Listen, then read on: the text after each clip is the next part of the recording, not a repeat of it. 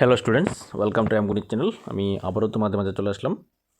আজকে আমরা ষষ্ঠ শ্রেণীর অ্যানুয়াল এক্সামের সায়েন্স সাজেশন নিয়ে কিছু কোশ্চেন নিয়ে আলোচনা করব। তোমরা ইতিমধ্যে তোমাদের হাফ ইয়ারলি এক্সামে তোমরা সাজেশন পেয়েছো গণিত চ্যানেলের পক্ষ থেকে। এখন আমরা অ্যানুয়াল এক্সামের জন্য 2025-এ যে আমাদের মার্চ মাস থেকে যে অ্যানুয়াল এক্সাম হবে সেই অ্যানুয়াল এক্সামের জন্য কিছু সাজেস্টিভ কোশ্চেন আমরা তোমাদের সামনে তুলে ধরবো গণিত চ্যানেলের মাধ্যমে। তোমরা গণিত ইউটিউব চ্যানেলের পাশাপাশি তোমরা ফেসবুক গণিত পেজ তোমরা এই ক্লাসগুলি দেখতে পাবে। প্রয়োজনে তোমরা ফেসবুক গণিত পেজটি তোমরা ফলো করে রাখতে পারো। এবং এই ক্লাসগুলি কেমন লাগে তোমরা অবশ্যই কমেন্টে জানাবে, এবং ভালো লাগলে বেশি বেশি করে লাইক এবং শেয়ার করে দেবে। এবং যদি চ্যানেলটি সাবস্ক্রাইব করে না থাকে অবশ্যই চ্যানেলটিকে সাবস্ক্রাইব করে দেবে, পাশে বেল আইকনটি অন করে রাখবে পরবর্তী ভিডিও পাওয়ার জন্য। তাছাড়া আমরা বিভিন্ন প্রিভিয়াস ইয়ার কোশ্চেনগুলি আমরা গণিত চ্যানেলে তুলে ধরছি। তোমাদের ভিডিওগুলি কেমন লাগে তোমরা কমেন্টে জানাবে। আজকে আমরা ষষ্ঠ শ্রেণীর অ্যানুয়াল এক্সামের জন্য সায়েন্সের কিছু সাজেস্টিভ কোশ্চেন নিয়ে এসেছি তোমাদের জন্য। কোশ্চেনগুলি তোমরা পড়বে এবং আনসারগুলি অবশ্যই রেডি করে তোমরা পড়বে।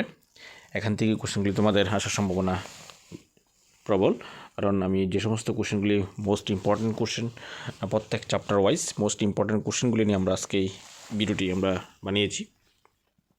তোমরা এগুলি অবশ্যই একবার পরীক্ষার আগে দেখার চেষ্টা করবে। যদি অনেকটা টাইম আছে তোমরা এই কোশ্চেনগুলি আশা করি তোমরা শিখতে পারবে। তো এখানে প্রথমেই আমরা রেখেছি নিচের কোন গাছটি কোনো অবলম্বনকে জড়িয়ে ধরে উপরে ওঠে। এখানে মাল্টিপল চয়েস দেওয়া আছে, তোমরা মাল্টিপল চয়েসগুলি দেখে নেবে। এটা গাছপালা চেনো যে চ্যাপ্টারটি আছে সেই চ্যাপ্টার থেকে কোশ্চেনগুলি, আজকে আমাদের প্রথম কোশ্চেনগুলি। তারপরে কলা গাছের পাতার মধ্যে কোনটি দেখা যায় না, সমান্তরাল শিলান্যাস, পত্ররন্ধ্র, জালকার শিলান্যাস কোনগুলি হবে। এগুলি প্রত্যেকটি মাল্টিপল চয়েস। তারপরে আছে আমাদের এখানে শূন্যস্থান, গাছপালা চেনো চ্যাপ্টার থেকে। এখানে 5টি শূন্যস্থান আমরা রেখেছি, তোমরা শূন্যস্থানগুলি দেখার চেষ্টা করবে। তারপরে আছে আমাদের কিছু সাজেস্টিভ কোশ্চেন। গাছের কাণ্ড, পাতা, মূলের 2টি করে কাজ লেখো। একটি ফুলের বিভিন্ন অংশগুলি কি কি? ফুলের কোন অংশে গর্ভাশয় থাকে? গাছের কোন অংশে খাবার তৈরি হয় এবং পদ্ধতির নাম কি? বিরুৎ জাতীয় উদ্ভিদ কাকে বলে? উদাহরণ দাও। 1-2টি করে উদাহরণ তোমরা শিখে রাখবে। উদ্ভিদের মূল ও পাতার 2টি করে কাজ লেখো। সম্পূর্ণ ও অসম্পূর্ণ ফুল কাকে বলে? গুচ্ছমূলযুক্ত কোন গাছের পাতার শিরা বিন্যাস কেমন হয়? তারপর ফুলের কোন অংশে গর্ভাশয় থাকে? মূল ও কাণ্ডের মধ্যে পার্থক্য। এগুলি হলো গাছপালা চেনো চ্যাপ্টার থেকে। তারপরে আছে দেহের নড়াচড়া। দেহের নড়াচড়া থেকে যে কোশ্চেনগুলি আমরা রেখেছি, বল ও সকেট সন্ধি কি? মাথা ও ঘাড়ের সাথে কোন অস্থি সন্ধি যুক্ত থাকে? আমাদের কনুইতে কোন সন্ধি অবস্থান করে? সচল ও অচল সন্ধি কি? উদাহরণ দাও। তরুণাস্থি কি? আরশোলার কয় জোড়া পা ও কয় জোড়া ডানা থাকে? আমাদের কনুইয়ের পেছন দিকে বাঁকানো যায় না কেন? শামুকের গমনাঙ্গের নাম। চলন ও গমন কাকে বলে? মানুষের কঙ্কাল কোন কোন অস্থি নিয়ে গঠিত? মাছের কোন পাখনা দেহের ভারসাম্য রক্ষা করে? কোন পাখনা দিক পরিবর্তনে সাহায্য করে? নেক্সট আমাদের শূন্যস্থান পূরণ। এগুলি অনুশীলনী থেকে নেওয়া হয়েছে। অনুশীলনীর যে শূন্যস্থান পূরণ এবং সত্য মিথ্যাগুলি আছে এবং একটি স্তম্ভ আছে, সেই স্তম্ভটা তোমরা অবশ্যই দেখতে হবে, কারণ অনুশীলনী থেকে অনেক কোশ্চেন আসে। তাই তোমরা এই অনুশীলনী কোশ্চেনগুলি তোমরা দেখে নেবে। শূন্যস্থান, সত্য মিথ্যা এবং ম্যাচিং এগুলি তোমরা দেখবে, অনুশীলনী থেকেই তোমরা এগুলি পেয়ে যাবে। নেক্সট আমাদের সজীব বস্তু আমাদের চারপাশের পরিবেশ থেকে এখানে এই কোশ্চেনগুলি নেওয়া হয়েছে। যেমন একটি ক্যাকটাস জাতীয় উদ্ভিদের মরুভূমির পরিবেশে কীভাবে টিকে থাকে। তারপরে আছে কিছু শূন্যস্থান, অনুশীলনীর শূন্যস্থানগুলি, এগুলি অনুশীলনীর মধ্যে আছে। তারপরে আছে 4 নম্বর একটি কোশ্চেন, নিম্নলিখিত বস্তুগুলির মধ্যে কোনগুলি জড় পদার্থ? আমরা জানি যেগুলির মধ্যে প্রাণ নেই সেগুলি জড় পদার্থ, এবং যেগুলির মধ্যে প্রাণ আছে সেগুলি সজীব পদার্থ। তো এখানে যেগুলি পদার্থগুলি দেওয়া আছে সেগুলি জড় পদার্থগুলি আমাদেরকে চিহ্নিত করতে বলা হয়েছে। পরবর্তীতে কিছু সঠিক উত্তর দেওয়া আছে, সঠিক উত্তরগুলি তোমরা বই থেকে পেয়ে যাবে। কোনো গাইড বুক থাকলে গাইড বুককে অবশ্যই তোমরা ফলো করতে পারো, গাইড বুক থেকে তোমরা হেল্প নিতে পারো। তোমরা গাইড বুকের মধ্যেও তোমরা দেখে আনসারগুলি বের করার চেষ্টা করবে।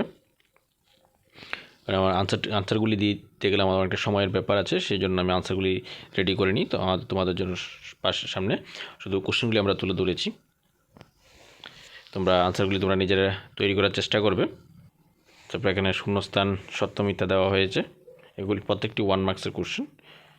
এখানে তোমরা আনসারটা পেয়ে যাবে। এখানে আনসারটা দেওয়া আছে। তারপর আছে সজীব বস্তু জড় বস্তুর মধ্যে 3টি করে পার্থক্য। আবাসস্থল ও অভিযোজন বলতে কী বোঝায়? এমন একটি জড়বস্তুর নাম লেখো যাতে সজীব বস্তুর 2টি বৈশিষ্ট্য বর্তমান। মরুভূমিতে বেঁচে থাকার জন্য উটের দেহের কী পরিবর্তন দেখা যায়? নাসাছিদ্র বা ব্লোহোল কী এবং এটি কোন প্রাণীতে দেখা যায়? কেঁচো, তিমি, মাছ, মানুষ কিসের সাহায্যে শ্বাসকার্য চালায়? মাছের দেহ মাকো আকৃতি হওয়ার সুবিধা কী? দুটি স্থলজ আবাসস্থলের উদাহরণ। বীজের অঙ্কুরোদ্গমের প্রধান শর্তগুলি কী কী? এগুলি তোমরা প্রত্যেকটি কোশ্চেন আনসার বই থেকে পেয়ে যাবে। আর তোমরা টেক্সট বুক কিন্তু ভালোভাবে পড়তে হবে, কারণ তোমরা হাফ ইয়ারলি এক্সামের কোশ্চেনগুলি দেখতে পেয়েছো কী ধরনের কোশ্চেন হয়েছে। তোমরা টেক্সট বুকগুলি ভালো করে পড়ে নেবে। তারপরে আলো ছায়া প্রতিফলন থেকে সপ্রভ নিষ্প্রভ উৎস কাকে বলে? উদাহরণ দাও। ছায়া কি? ছায়া সৃষ্টির জন্য কি প্রয়োজন? সমতল দর্পণে গঠিত প্রতিবিম্বের 3টি বৈশিষ্ট্য লেখো। স্বচ্ছ, অস্বচ্ছ, ঈষৎ স্বচ্ছ বস্তু কি? একটি করে উদাহরণ দাও। একটি প্রাকৃতিক সুছিদ্র ক্যামেরার উদাহরণ দাও। প্রতিফলন কাকে বলে? আলো কিভাবে চলে? তারপরে আছে এখান থেকে কিছু সঠিক উত্তর দেওয়া আছে।